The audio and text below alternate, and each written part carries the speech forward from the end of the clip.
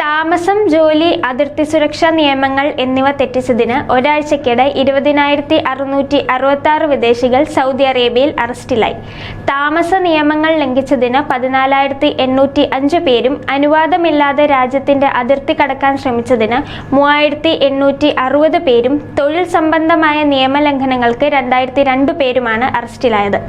അനാവശ്യമായി സൗദി അറേബ്യയുടെ അതിർത്തികൾ കടന്ന് രാജ്യത്തേക്ക് കടക്കാൻ ശ്രമിച്ചതിന് അറസ്റ്റിലായ 959 പേരിൽ 53% പേരും എത്യോപ്യക്കാരാണ്.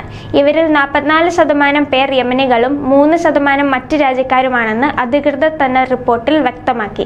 നിയമവിരുദ്ധമായി സൗദി അറേബ്യയുടെ അതിർത്തി കടന്ന് അയൽ രാജ്യങ്ങളിലേക്ക് കടക്കാൻ ശ്രമിച്ച 58 പേരെ ഈ ഒരാഴ്ച കൊണ്ട് പിടികൂടി. നിയമം പാലിക്കാത്ത ആളുകളെ കടത്തിക്കൊണ്ടുവന്നതിനും അഭയം നൽകുന്നതിനും 9 പേരെ അറസ്റ്റ് ചെയ്തു.